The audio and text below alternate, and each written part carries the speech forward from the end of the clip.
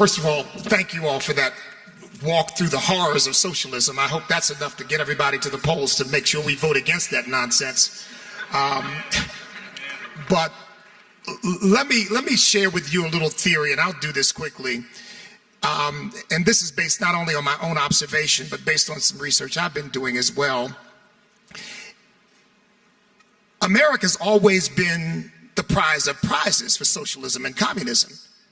I mean, they've always looked longingly at America. I mean, the Soviet Union sent spies in.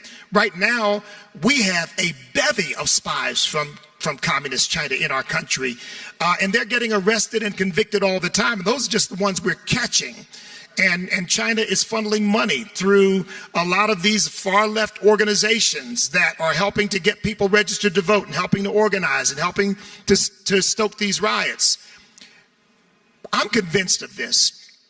Karl Marx's theory was that socialism was inevitable because capitalism inevitably failed, because what it did was to create wealthier and wealthier people, poorer and poorer people, until finally the poor people, which is most people in the society, couldn't take it anymore, and they rise up into a revolution and throw off the capitalists because they've impoverished them all.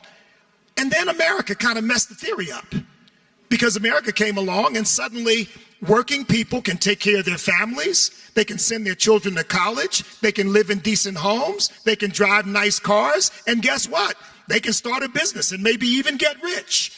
And so the whole thing of class warfare breaks down with the United States of America more than it has any place else. So how do you still affect communism and socialism if class warfare doesn't work?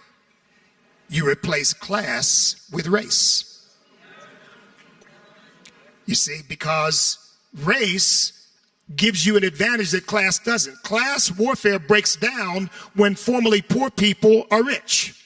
Class warfare breaks down when people like me who grew up in foster care end up having a great career and a wonderful life. But if you can convince people that based on the color of their skin, no matter how wealthy, no matter how successful, no matter how well they do, that the society is hopelessly against them, hopelessly corrupt, hopelessly racist, hopelessly a place of absolute injustice, then you can get the anomaly of an Oprah Winfrey, a LeBron James, Spike Lee, people who have succeeded beyond most people's wildest dreams, saying, we got to bring the system down. They don't realize it comes down on their heads. They haven't gotten that far yet in thinking through it. But race is really the new class. And they're using it very effectively to carry out a socialist agenda using race as the sort of the stalking horse and the vehicle.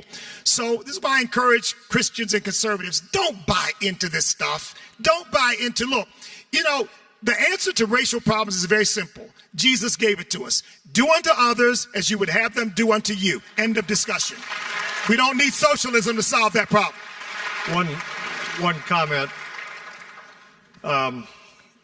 If you look at what's happened during this COVID and the way the church has been treated in states where you have a left of center, and I would say moving towards the socialist side of things, if you look at how they've treated the churches, while they treated none of the other businesses or anything else, you know, pot shops are open in this state here, abortion clinics and all kinds of things.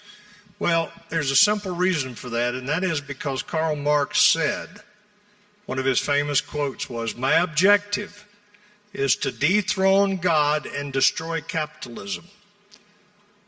And religion is the opiate of the masses. You cannot be a Marxist, socialist, communist society if you believe in inalienable rights.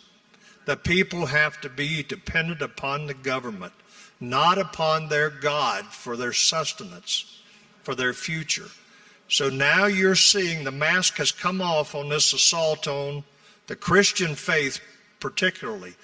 You see it now very clearly, and don't be duped into thinking that this is an anomaly. No, this has been their plan all along, is to do exactly what they're doing right now to churches. And by the way, may I say that tonight this church is probably violating something.